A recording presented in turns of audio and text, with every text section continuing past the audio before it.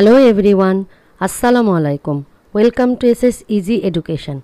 Today we will learn Chapter 3 Basics of Income Tax, Definition of Income Year, Assessment Year, Importance of them, Classification of SSC.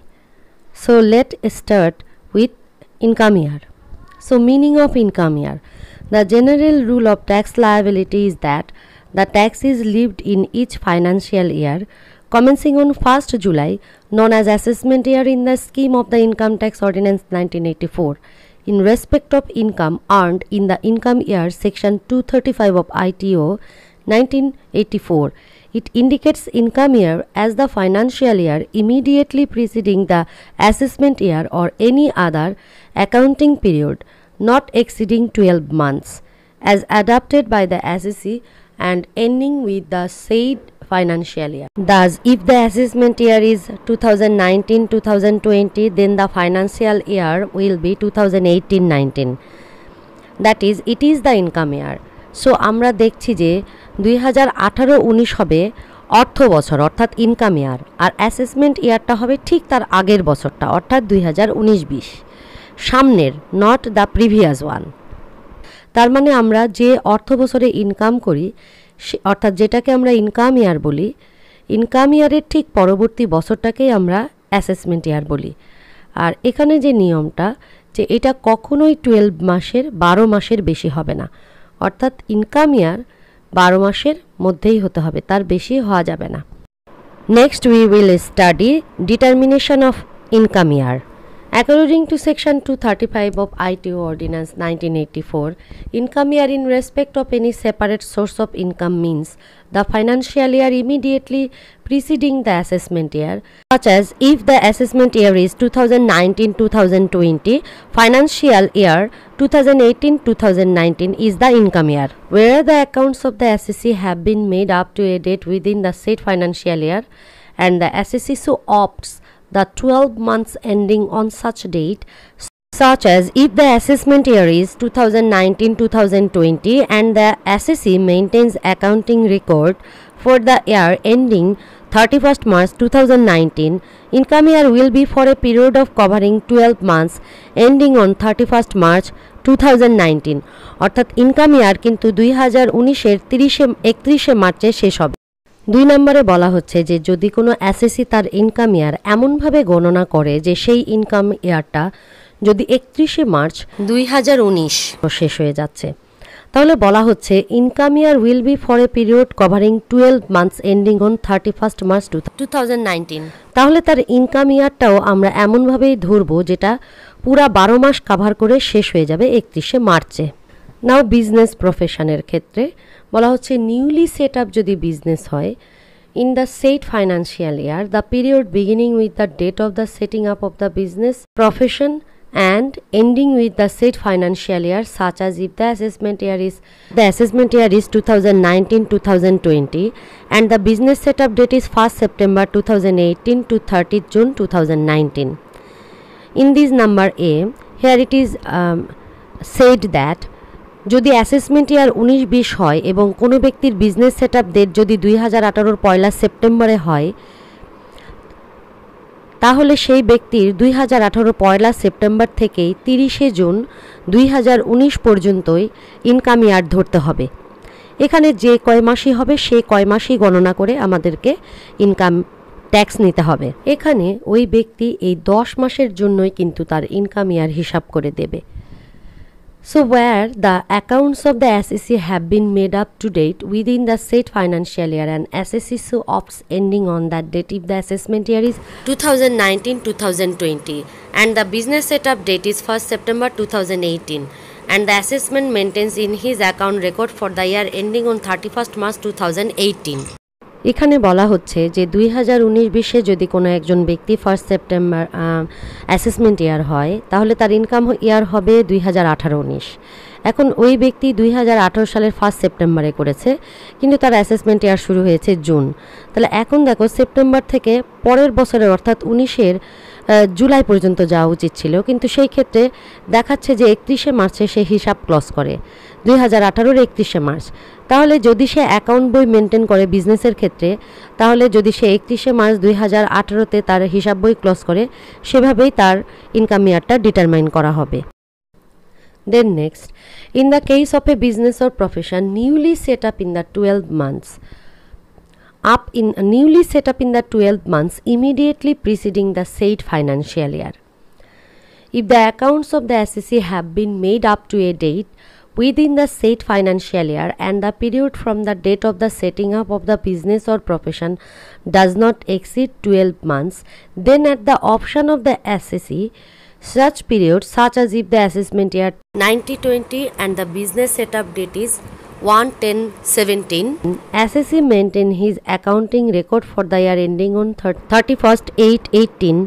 The income year will be period covering 1/10/2017 to 31st/8/2018. Or if any period has been determined under subclause E, then the period beginning with the date of the setting up of the business or profession or the ending of the last day of that period, as the case may be. In the case of any person or class of persons or any business or any profession or class of business or profession, such period as may be determined by the board or by such authority as the board may authorize in this behalf. So অন্যান্য person বা class of পার্সনের ক্ষেত্রে বা বিজনেসের ক্ষেত্রে বা প্রফেশনের ক্ষেত্রে বলা হচ্ছে যে সেখানে বোর্ড মে ডিটারমাইন এ ডেট, অর্থাৎ বোর্ডকে অথরাইজ করা হয়েছে ইনকাম ইয়ার ডিটারমাইন করে দেওয়ার। In respect of the SEC share in the income of A farm of which the SEC is a partner and firm has been assessed as such, the period determined as the income year for the assessment of the income of a firm. So SECর শেয়ারের ক্ষেত্রে বলা হচ্ছে যে তার ইনকামটা যদি কোনো ফার্ম থেকে আসে এবং সে যদি কোনো ফার্মের পার্টনার হয়, তাহলে ফার্মকে অ্যাসেস করা হবে সেই সময়ে। বলা হচ্ছে যখন ফার্মের ইনকামটা অ্যাসেসমেন্ট হবে ঠিক তখনই ফার্মকে করা হবে, তাকে নয়। And then computation importance of income year. আসলে কেন ইনকাম ইয়ারটা ডিটারমাইন করবার দরকার? প্রথম বিষয় হচ্ছে computation of total income. And SEC has to pay tax on total income earned in the income year in the previous or subsequent year to the assessment year and will not be considered to compute total income of an income year. Investment allowance. And SEC will be able tax credit facilities for an income year only on the amount invested in that income year. অর্থাৎ total income যদি SEC তাকে tax pay যদি করতে হয়, সেটার জন্য কিন্তু তার ইনকাম ইয়ারটা ডিটারমাইন করবার দরকার পড়ে। কারণ আমরা অ্যাসেসমেন্ট ইয়ারে গিয়ে ট্যাক্স দিই, সুতরাং আমার প্রিভিয়াস কতদিন আমি ইনকাম করেছি এটা দেখানোর দরকার আছে। ইনভেস্টমেন্ট অ্যালাউন্সের ক্ষেত্রে নিয়ম হচ্ছে আমি যে অর্থ বছরে ইনকাম করব, আমি সেই অর্থ বছরের ইনভেস্টমেন্টের রুলস অনুযায়ী ফ্যাসিলিটিস পাবো, ইনভেস্টমেন্ট অ্যালাউন্স পাবো। Residential status. Residential status of an SEC is determined on the basis of his stay in the income year, not in the assessment. নম্বরে বলা হচ্ছে যে কোনো একজন ব্যক্তির রেসিডেন্সিয়াল স্ট্যাটাসটাও ডিটারমাইন করা হয় তার ইনকাম ইয়ারের উপরে, তার স্টেইংয়ের উপরে, অ্যাসেসমেন্ট ইয়ারের নয়। সাবমিশন অফ অ্যাকাউন্টসের ক্ষেত্রে বলা হচ্ছে the date of submitting the account of SEC is determined on the basic of income year. অর্থাৎ অ্যাকাউন্ট সে কখন সাবমিট করবে অ্যাজ অ্যান SEC এটা নির্ধারণই করা হয় ইনকাম ইয়ারের উপরে ভিত্তি করে। অর্থাৎ ইনকাম ইয়ার তার যেটা ইনকাম ইয়ার হবে সেই ইনকাম ইয়ারের উপরে ভিত্তি করে তার অ্যাকাউন্ট নির্ধারণ করা হবে। Now the definition of assessment year. So next, according to section 29 of ITO 1984, the term assessment year means the period of 12 months commencing on the first day of July every year. The assessment year always begins on 1st July and end on 30th June in every year. This period known as the financial year. Assessment ইয়ারটা কিন্তু সবসময় 12 মাসের হবে এবং সেই ক্ষেত্রে এটা সবসময় 1st জুলাই থেকেই অ্যাসেসমেন্ট ইয়ার শুরু হয়, 1st জুলাই থেকে চলে 30শে জুন পর্যন্ত প্রত্যেক বছরের। যেমন আমরা ইনকাম ইয়ার বলেছি, আবার দেখো আমরা এখানে অ্যাসেসমেন্ট ইয়ার বলেছি যে ইনকাম ইয়ারের অনেক ডিফারেন্ট ডেটে ইনকাম ইয়ার শুরু হতে পারে। But assessment year is always start from 1st July, and for this reason we say 2019, 2020, 1920 and 2021. What are the exceptions of the rules of the assessment year? And generally income is taxed in the subsequent year to the income year, but in certain cases to protect the interests of revenue the income is taxed in the year of earning itself. Thus in those cases the assessment year and the income year are the same. The exception to the normal rule of assessment year are discussed here. Income of the discontinued business. Section 89(2). Where any business or profession is discontinued in any assessment year, the income of the period from the date expiry of the last income year up to the date of such discontinuance may be changed to taxed in that assessment year. So এক্সেপশনের ক্ষেত্রে বলা হচ্ছে যে normally আমরা income ইয়ারে কখনোই ইনকামকে assess করি না, আমরা অ্যাসেসমেন্ট ইয়ারেই ইনকাম অ্যাসেস করি। এক্সেপশনটাই হচ্ছে এটা যে সামটাইমস আমাদের প্রয়োজন হতে পারে যে আমরা ইনকাম ইয়ার যেটা চলছে সেই ইয়ারেই আমরা অ্যাসেস করলাম। তার প্রথম এক্সাম্পলই হচ্ছে যদি কোনো ডিসকন্টিনিউড বিজনেস থাকে, অর্থাৎ আমি একটা বিজনেস করছিলাম, তো দেখা যাচ্ছে যে 2 বছর একটা অর্থ বছরের শুরু হয়ে গেছে, সেই থেকে আমি আর বিজনেস করব না, আমি অগাস্ট মাসে বিজনেসটা একেবারে কুইট করে ফেললাম। ইন দ্যাট কেস ওই অ্যাসেসমেন্ট ইয়ারেই দেখা যাচ্ছে যে ইনকাম ইয়ার ওটাই 2 মাসেরও একবারে আমাকে অ্যাসেস করে, অর্থাৎ টোটাল 14 মাসের অ্যাসেস করেই আমার অ্যাকাউন্ট ক্লোজ করে ফেলা হবে। এটা রেভিনিউ কালেকশনের স্বার্থেই করা হয়, কারণ এই ছোটোখাটো 2 মাস 1 মাস এই রেভিনিউটা একেবারে মানে মিস না দিয়ে দেখা যাচ্ছে একসঙ্গে এটা করে নেওয়া হয়, পরবর্তীতে আর কোনো ঝামেলা রাখা হয় না।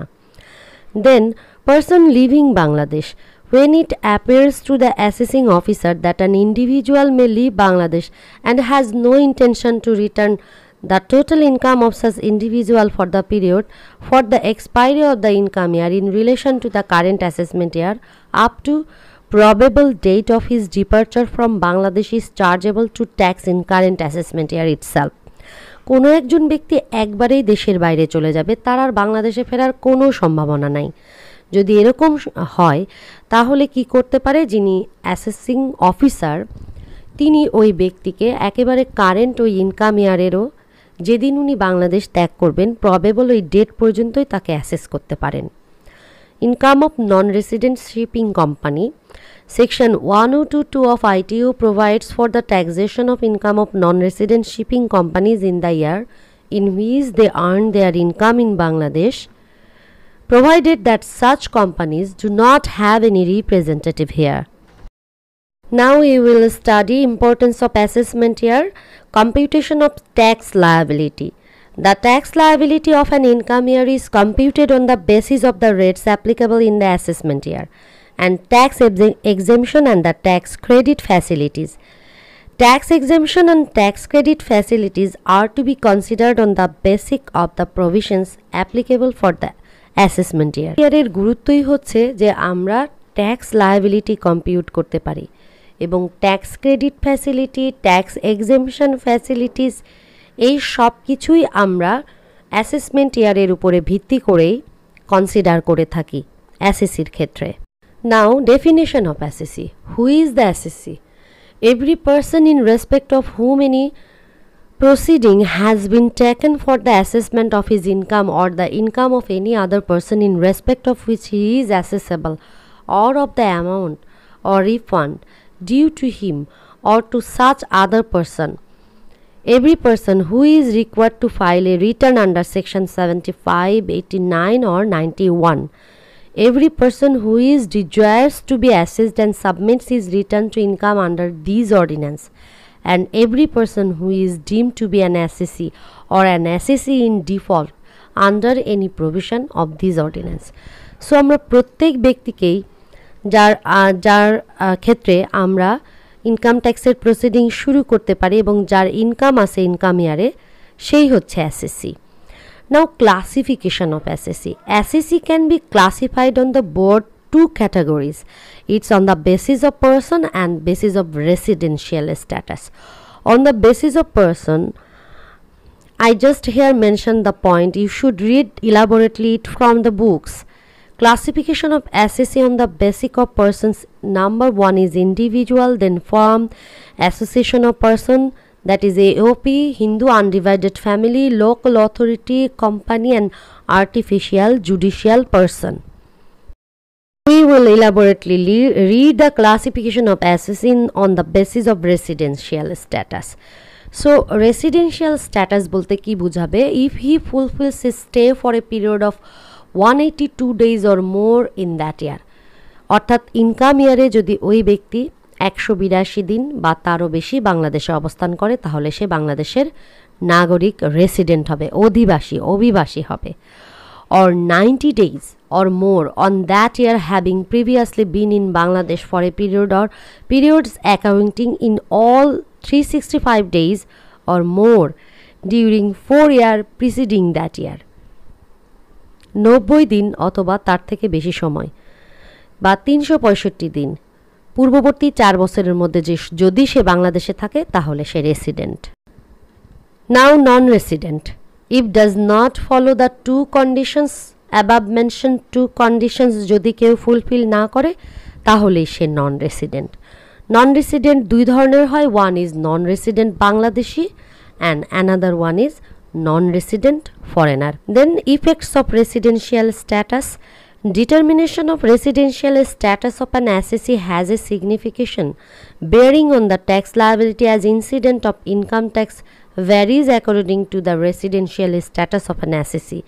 In this regard, then we can consider the following issues. To determine the amount of total income, determination of the total income is different for residents and non-resident. তো প্রথম সুবিধাটাই হচ্ছে আমরা টোটাল ইনকাম নির্ধারণ করতে পারবো, কারণ টোটাল ইনকামের নির্ধারণের এই বিষয়টা রেসিডেন্ট এবং নন রেসিডেন্টের ক্ষেত্রে টোটালি আলাদা। Resident considers global income as his total income. একজন যিনি বাংলাদেশের রেসিডেন্ট হবেন তার কিন্তু যে বৈষয়িক ইনকামটা থাকবে সেটাকে আমরা টোটাল ইনকামের মধ্যে ফেলবো। But a non-resident does not consider income from other countries in his total income. কিন্তু নন রেসিডেন্টের ক্ষেত্রে এটা সম্ভব নয়। To determine minimum limit taxable income, a resident and non-resident Bangladeshi has to pay tax if his taxable income is more than taka 2,50,000. As per the present decision, it is 2,50,000. As per IT ordinance, in case of women elderly citizens being more than 65 years of old, the limit is now 3 lakh taka, and disabled person the limit is 4,50,000 taka. But for non-resident foreigners, such minimum limit is not applicable. যে বর্তমানে কি আমরা resident হবার কারণে আমাদের 2.5 লক্ষ টাকা পর্যন্ত আর ফিমেলদের ক্ষেত্রে 3 লক্ষ টাকা পর্যন্ত স্ল্যাবে ট্যাক্স একেবারে নীল করা হয়েছে, অর্থাৎ 0% রেট করা হয়েছে। এটা ডিটারমাইন করা হয়েছে আমাদের রেসিডেন্টদের জন্য, বাট নন রেসিডেন্ট কখনোই এই সুবিধার মধ্যে পাবে না, নন রেসিডেন্ট ফরেনারের ক্ষেত্রে অ্যাপ্লিকেবল হবে না।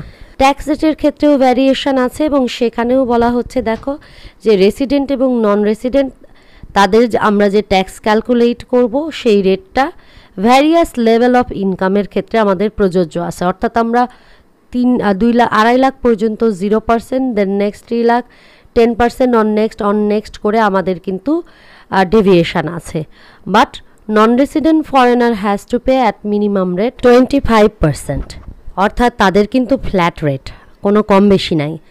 ইনকাম ট্যাক্স রিবেটের ক্ষেত্রে বলা হচ্ছে resident and non resident Bangladeshi assessee gets rebate on investment allowance and no tax exempted income from the gross tax liability. A non-resident foreigner, no tax rebate is applicable. Tax liability. The average tax rate applicable for a resident and non-resident Bangladeshi is less than that of a non-resident, since tax is calculated using different lower tax rate such as 10%, 15%, 25% and 20%. But non-resident foreigner has to pay at maximum rate at 25%. Tax লায়াবিলিটির ক্ষেত্রে বলছে যে average tax rate যেটা applicable সেটা resident non resident বাংলাদেশের ক্ষেত্রে প্রযোজ্য করা হয়, কিন্তু নন রেসিডেন্ট ফরেনারের ক্ষেত্রে 25%. So that's all for today. If you have any question, please comments in the comments box below. Allah Hafiz. Meet you soon inshallah.